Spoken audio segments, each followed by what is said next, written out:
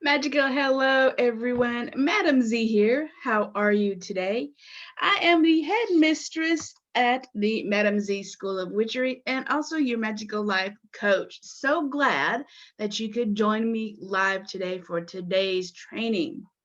So, if you're alive, please let me know that you are live. Hit your favorite emoji. Put your favorite emoji in the comments so they know that you're live. If you are watching the replay or you are listening to me on all of my social media, I would love to reply to all of your comments after the replay is over. So hit hashtag replay for me or type in the comments that you are watching the replay. I never ever forget about my replay people because I know you guys are so busy working and doing magical things that you don't have time sometimes to come hang out with us. But for the live folks who are hanging out with us, welcome to today's live training. I hope you're doing well. So today is Wednesday. I always do live trainings on Wednesdays across all of my platforms. And so today we're going to be talking or continuing this series of psychic development and clairs and how to work with your psychic gifts and all kinds of psychic cool stuff today. So it's a continuation of this series. So let me know where you are from. I would love to know what you think of this series. Let me know if you are enjoying this series that I'm doing, because I'd love to get some feedback from you guys. Type it in the comments, hit reply, whatever platform you're watching me on. I would love to interact with you and see how you're doing with this series. So let's talk about what's in my magical brew today. So magical brew, I need some new magical cups. I had to throw a lot of my magical cups away because they were like broken, getting cracked. Some of the graphics were peeling. So I kind of did a whole clean out of my coffee cups in my cupboard the new year, just to clean out all the stuff that's kind of janky, that's fallen apart and has a lot of wear on it. And I usually bring in new stuff, but I haven't brought any new stuff in yet. So wait for some new coffee cups to come in. So today my magical brew is just tea infused with pomegranate juice and a little bit of pomegranate tea. So today we are kind of working with Persephone and pomegranates. So pomegranates are always associated with Persephone, the underworld goddess. So shout out to Persephone. If you work with a magical goddess, let me know, or a pantheon, or a god or goddess. We work with goddesses here in the magical school of witchery. Not so much god-centered, even though sometimes we bring in the energy of the god, but primarily we work with female energy and goddesses. So oh, you do. I love her. Yeah, today, this month, well, this year in my academy, my online academy, we are working with Lilith. Yeah, Morgan's a wonderful goddess to work with. She's pretty intense. So be prepared to cut some ties and stand up for yourself where you need to. So she's a wonderful goddess. Woo! Lots of pomegranate juice in that tea. So let's go ahead and get started with today's training. Let me scoot you on over.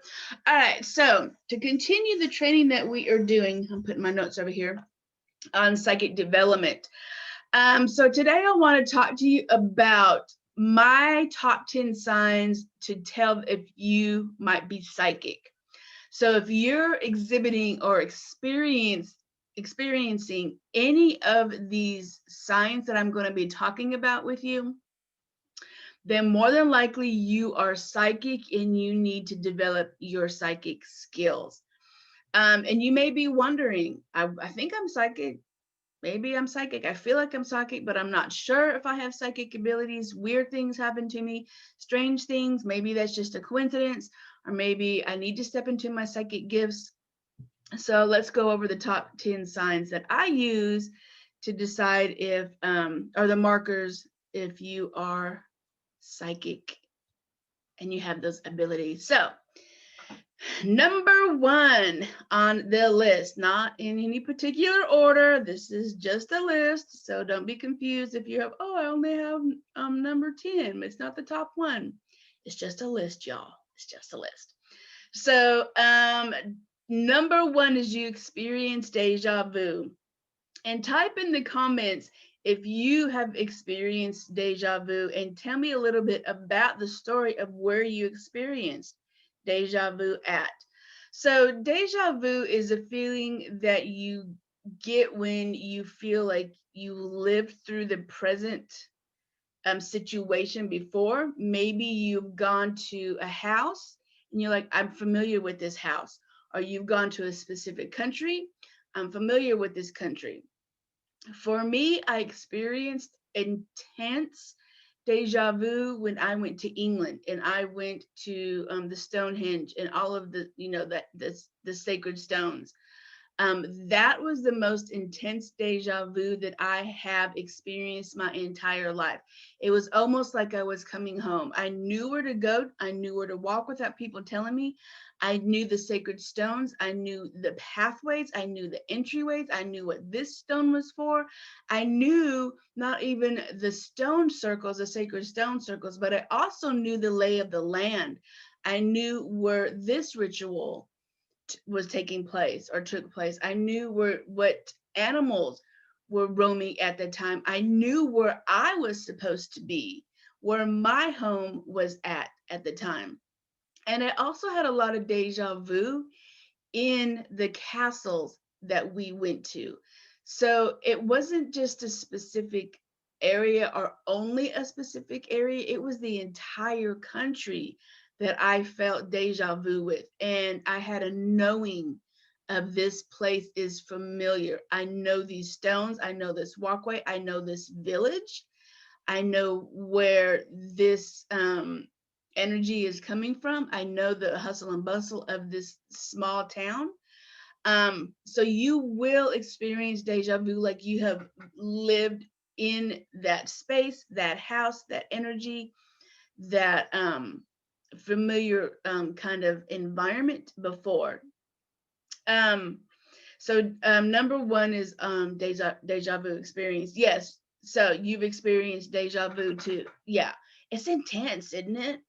It's like, what the hell is this? Why do I feel like I have been here before? And it's like, I know what's about to happen because I've lived this before. I know if I open this door, what's on the other side of this door because I have lived in this house before, or I have been in this place before, or walk down this alleyway, I turn to the right, that's where that little shop's going to be at because you've been there before.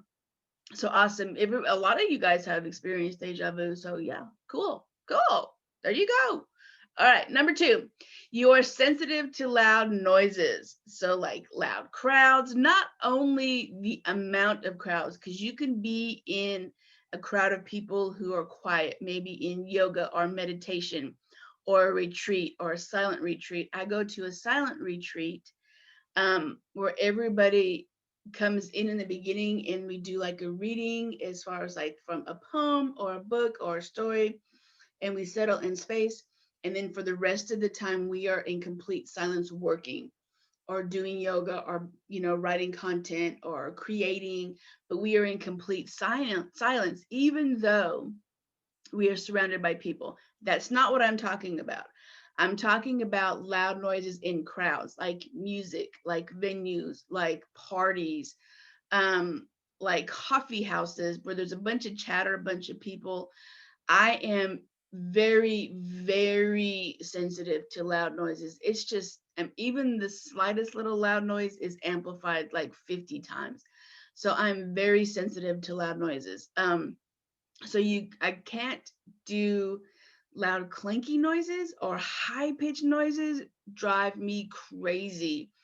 So the more you get into developing your psychic abilities, the more you're going to be really sensitive to noises because you're honing in on listening to the spirit world and what's coming in. So you are tweaking your listening kind of muscle to listen to a spirit communication, listening to what the universe is trying to tell you. So that's when you start to become, yeah, loud noises, yeah, and like firecrackers. You're right, or fireworks.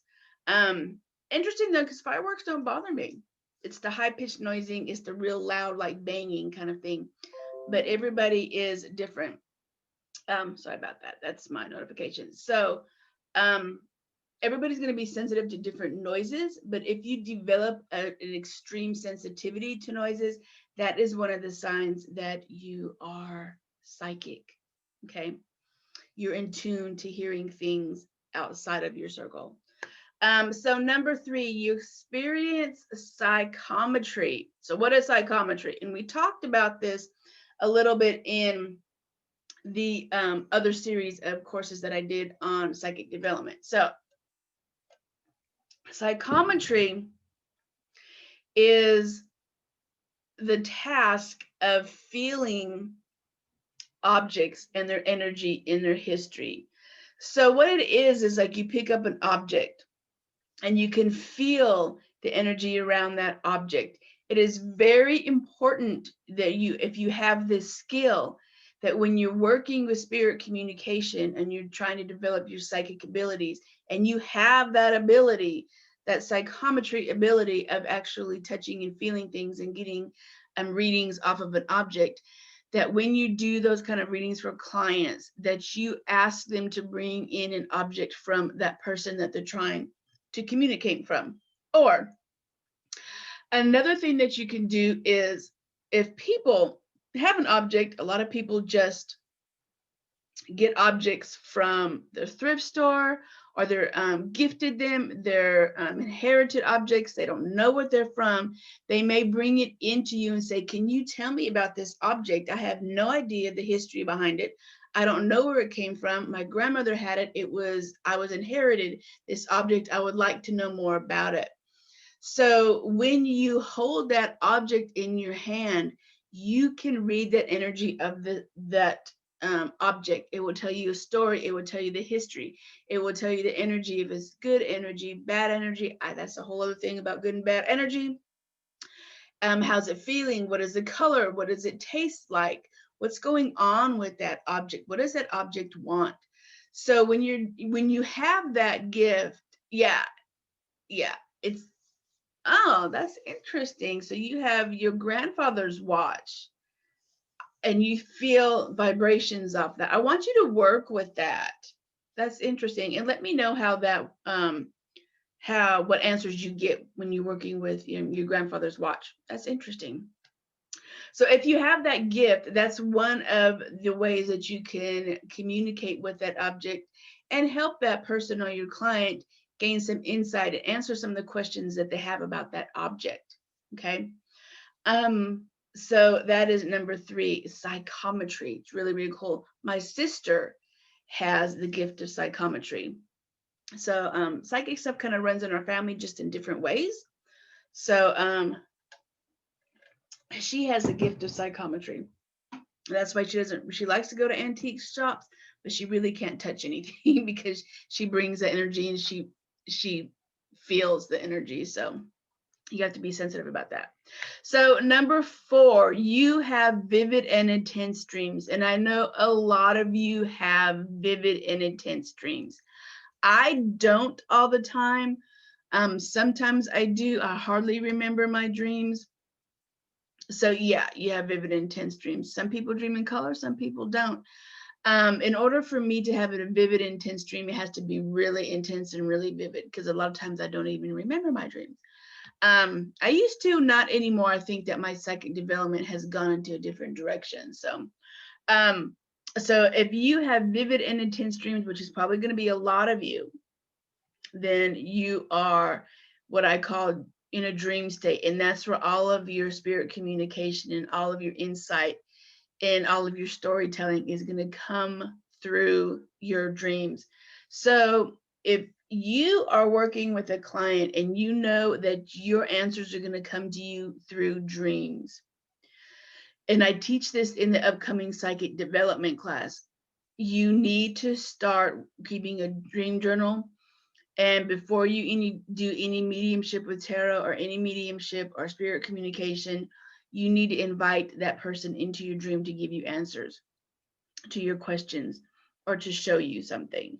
So, and I teach all that in the psychic development class. So you can get your answers through the vivid dreaming, but you need to be aware instead of like, oh, I had a crazy ass dream, I don't know what it means. You need to be conscious of what's going on in your dream, and you need to keep a dream journal, and you need to be intentional about what you are asking for in your dreams. Yeah, so you do have intense dreams. Take some of the tips that I've just discussed and put them to use. Do a dream journal. Ask before you go to sleep if someone wants to come in and give you some answers to some questions or spirit communication. Be specific though. Be specific. You only want positive energies in right now until you can learn how to deal with the darker, kind of more intense energies. So right now we just kind of want like light, floaty energies for you guys if you're just starting out. You have to work that psychic muscle before we can start lifting the heavy weights. We got to start kind of with the 5-pounders, sometimes 2-pounders. And then when you start getting stronger in your psychic development, we can start working with the heavier kind of energies. All right, number 5. I know you can't wait to get to the heavy energies. I know working with heavier energies or more intense energies is really, really rewarding, and you get a lot of insight, and you also get a lot of like not kudos, I wouldn't say kudos, but you get a lot of practice and a lot of validation, because that's where a lot of interesting things come in when you're working with heavier energies. Number 5, extreme empathy. And I know a lot of my clients go through this. I just had a client reading yesterday, and I do this all the time. Whenever there is an extreme type of energy that comes through with that person, I always start to cry. It's normal. And they're like, Madam Z, are you okay? And I'm like, I'm fine. It's just normal. It's okay. If it's an intense energy, I feel what you're feeling, and it comes through for me, but I know how to manage it. I know how to control it. So it's okay. That's just part of me being psychic, is that I have extreme empathy. So sometimes in a reading, it gets intense, and I just kind of break down and cry with that person, because I share that exchange, because I'm connecting with that person in that reading, and we are energetically connected. So I feel, experience what they went through.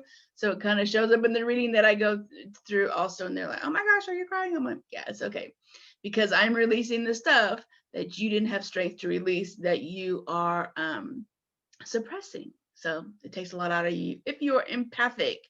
So extreme empathy, and yes, yeah. Make sure you do your grounding exercises. You need to do your grounding exercises before you do that if you're feeling really heavy and tired afterwards. And I teach that in the psychic development course. So some of the extreme empathy that you're going to be experiencing is what I call like energy vampires. Those are the people that you just cannot be around very long, because they suck the energy out of you. That's how they get their life force, is sucking the energy out of other people. And it's not a bad thing, as far as they may not know what they're doing. They just don't know how to control it. Okay, because you're born with some of these gifts, and sometimes you just, I didn't know I was doing that. I don't know how to control it. I don't want to do that. I just don't know how to control it. So that's when you need to learn to protect yourself, especially when you're doing healing. We talked about tarot reading, that, and I just shared with my experiences with you. When you're doing energy healing, any type of energy healing, you need to do protection, and you'll become very empathic with that person and what they're going through and their experiences and what they have suppressed. So especially when you're trying to release some things, then you're probably going to absorb a lot of that or share the feeling of that. And you're very sensitive to negative energy and the vibe of negative energy. So, and you kind of absorb that negative energy. So that's another way of being extremely empathic, like extremely, very sensitive. So if you're extremely empathic and extremely sensitive to loud noises, we need to train you on how to manage those. Otherwise, you can't even go outside the house because you can't step outside the door because it's too loud. You need to absorb too much. So, yeah, you totally get that. Yeah. Number 6, you have an intense sense of dread and caution. I get this a lot. The last time that I got it was had office appointment. I think it was an appointment, and I was supposed to be driving to that appointment at office hours, and my guide would tell me, you don't need to go, you don't need to go, you don't need to go. And it was about an hour and a half drive, and it was straight interstate, crazy Austin traffic. So if you know anything about driving in Austin, it's a pain in the ass. Drivers are crazy here. So I had this in kind of back of my mind, don't go, don't go, don't go. And I'm like, all right, I'm going to listen to my guys and don't go. So I didn't go down there because they were like, you're going to get in a wreck, kind of, dread. So I didn't go. So I'm glad about that. So if you have feeling of something bad is going to happen, then you need, and that's a premonition. It's what that is. You need to listen to that warning that your spirit guides, the universe, your ancestors are telling you. If you get that dread feeling, if you get that feeling or you shouldn't go anywhere or you shouldn't sign that contract, then don't do it, because they are trying to guide you into the right direction and keep you safe. Especially if you get in energies of something bad like wrecks or injuries or deaths is another one. You want to be aware of that and log it. And it's not necessarily bad things. You could get the intense sensation that someone's gonna be pregnant, or someone's gonna get married, or someone's gonna move to another location or get a better job or whatever it is. It doesn't have to be a bad thing. You just get this intense sensation of some life altering events going to happen, and you don't need to dismiss it. And yeah, so you dismiss it. I was just about to say that. Don't dismiss it. You need to honor it. You need to recognize it, and do not dismiss it. And even if it is, hey, your best friend Becky, you're like, Becky, I had this dream last night that you should take another route to work. Please take another route to work, or leave an hour later, or don't go to that restaurant, or don't go out to that date or whatever, because you have this bad feeling. Always voice it, always honor it, always play it forward as far as you need to play that message forward to the people who need to hear it. Do not dismiss that. Number 7, you are powerful manifester. And manifester is a little kind of different than just spell casting. I'm not talking about spell casting. I am talking about you see the future, or you get the feeling that things are going to come true. And this is like a premonition also. But it's a little bit different. It's more like you're sitting there and you're like, Becky's going to call me in 5 minutes. And then the phone rings and it's Becky, or something like that. You speak it into existence, and whatever you speak into existence comes true. And that is the part of the manifestor that I'm talking about. I'm not talking about spell casting. I'm not talking about rituals. I'm talking about you making things happen by speaking it. That is another sign that you are psychic. It's you are a powerful manifestor. So whatever you say or feel comes true. Okay. So you got to be careful with that. And you also have to be careful with your words too. And I teach that also. We all know that.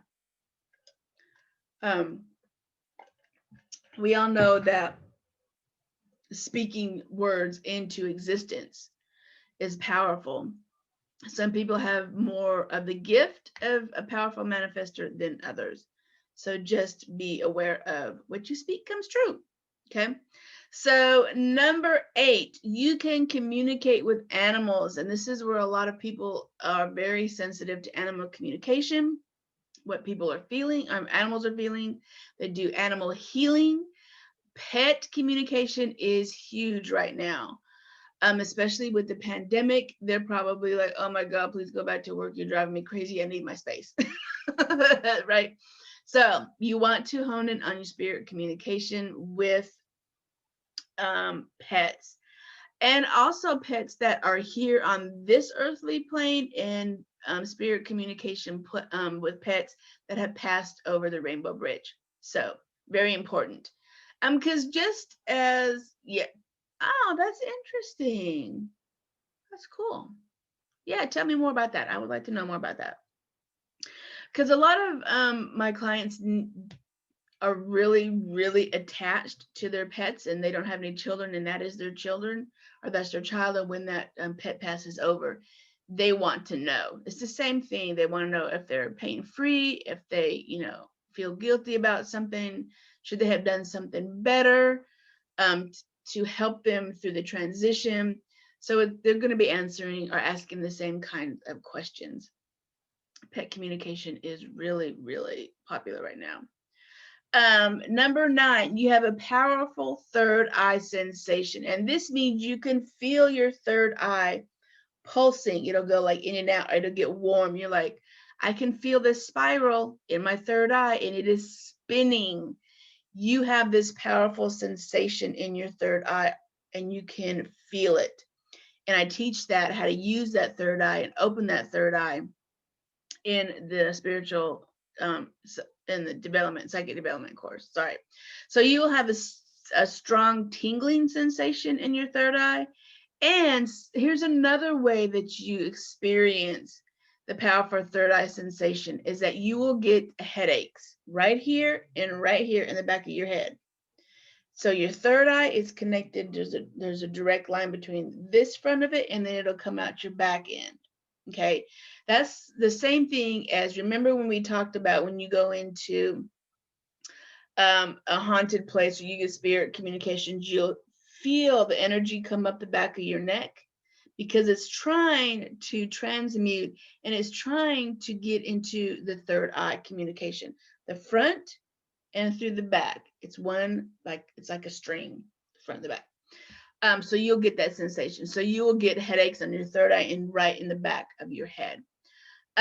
So you experience that too, the headaches. More commonly, you guys will experience headaches until you actually learn to visualize that spiral spinning and opening up for that spirit communication.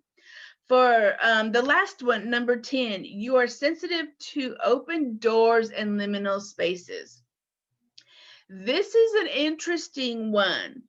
So let's talk about what this means. So being sensitive to open doors and liminal spaces means you're kind of afraid to walk through the unknown because you've experienced deja vu.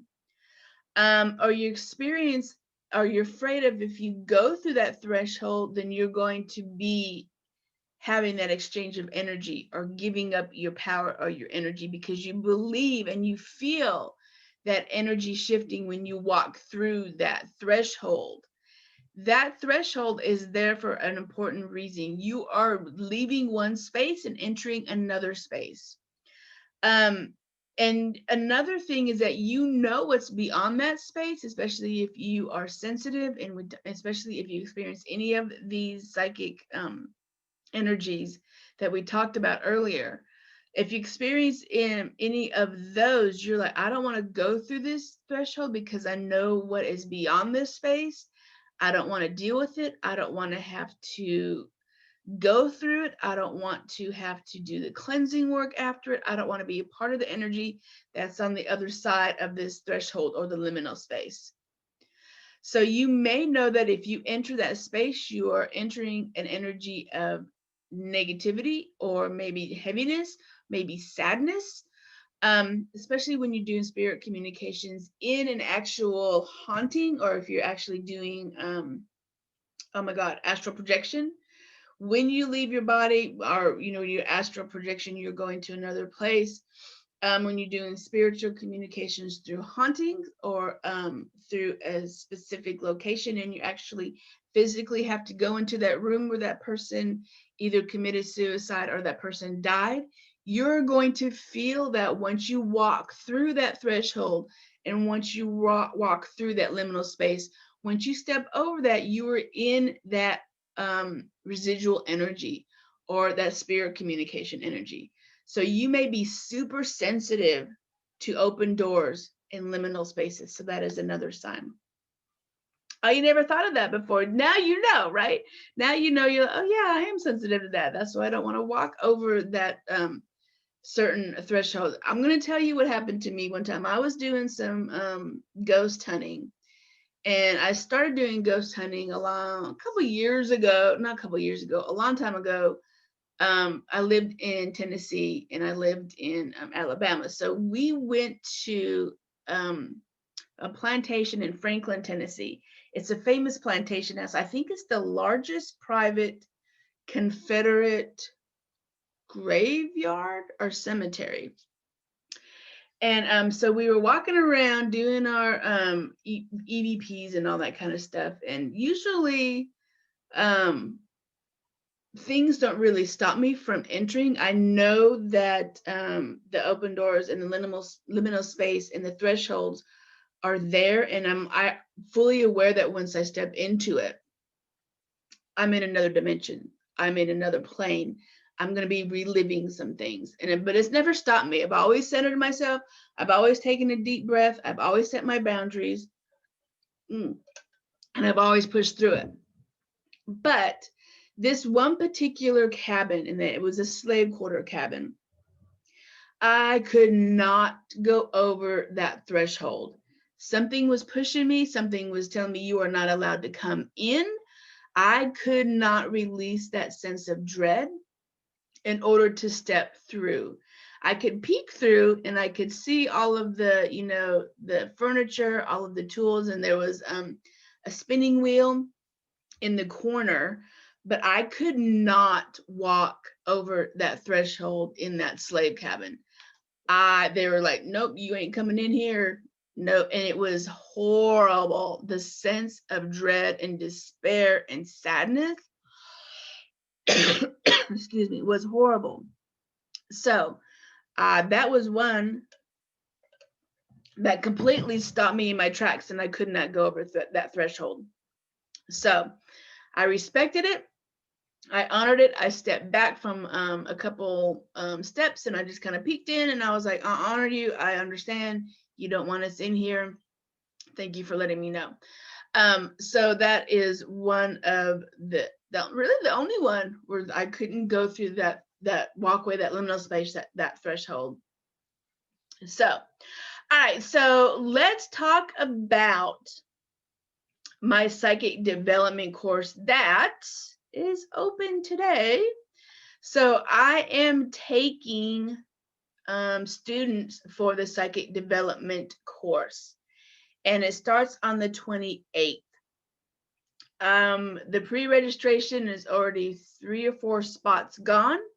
I'm only taking 10 psychic women or psychic people in this course and want to learn some of this stuff from psychic development that we talked about in this series. So if you think you're psychic, you are thinking that you want to develop your psychic abilities, then this is the course for you. It is a 6 weeks course, 6 module course.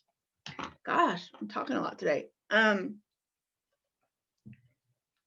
You get hands-on practice, you get videos, handouts, homework, real life situations. And here's the thing that some of the things that you're going to learn. You're going to learn how to use tarot cards to do some mediumship. You're going to learn tarot cards, how to solve unsolved mysteries. You're going to start using not only your psychic abilities here in your mind, but also the tools that you already have, that you are already practicing with, like tarot, oracle, Lenormand. Automatic writing is going to be there. I love automatic writing.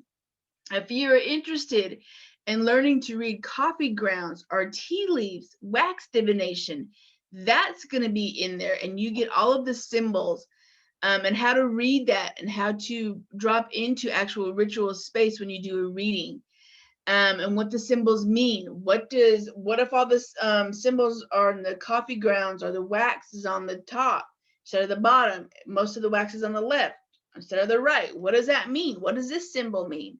So I take you through all of this with actual practical situations. We are going to try to solve an actual unsolved murder mystery. You'll get your tools out. You'll get, maybe you're like, I want to do coffee readings on this. I want to read this person's aura before they pass.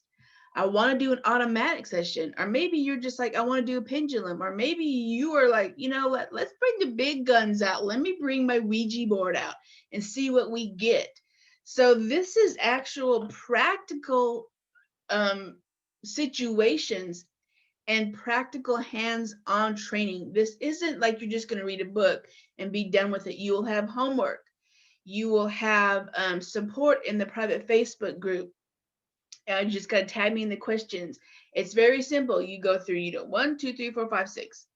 Homework, meditations, practical uses, support in that. And then at the end of the 6 weeks, we will gather in sacred space in circle, and we will do some training. And if we need to, we will do an actual practice. So we can bring all of the modalities that we learned together in one session. I'm going to teach you how to read aura, tarot for psychic development, lost objects. That's another one we talked about. I forgot to even talk about that. How to find lost objects with Lenormand or tarot or oracle cards.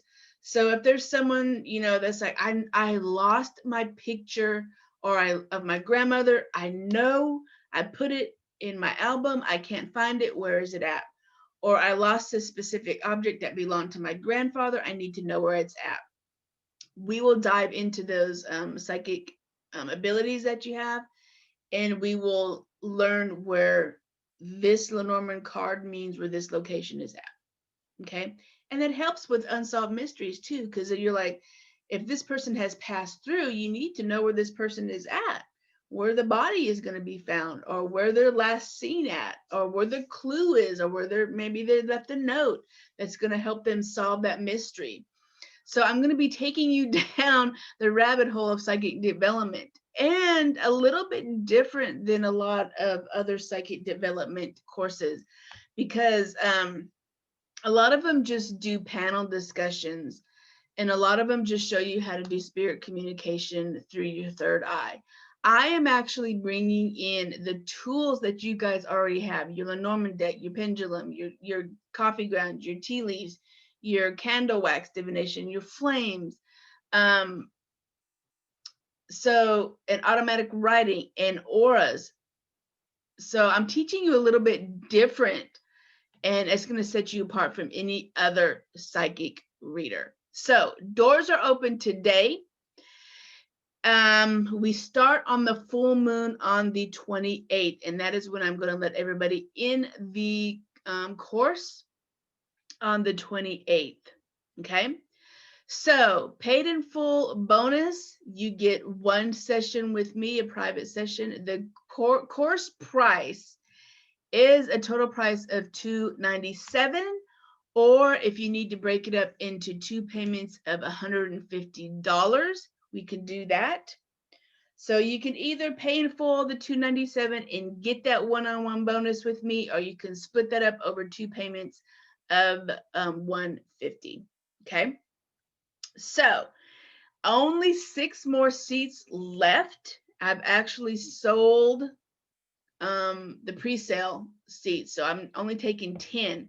So if you want to grab your seat today before they are sold and gone, then you need to get your seat, purchase your seat today. Okay.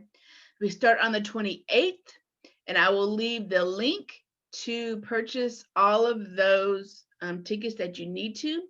Only 6 seats left. If you have any questions, let me know. Either send me a message or tag me in the comment if you have any questions about the program that I haven't covered. I think I covered all of it. There might be some things that I haven't covered, but if you have a specific question about the program, let me know so I can clarify that for you, and we can get you in on the Psychic Development 6-week course. All right, my witchy friends, witch on, and I hope you enjoyed this training, and I look forward to seeing you in the next training. Witch on, everyone.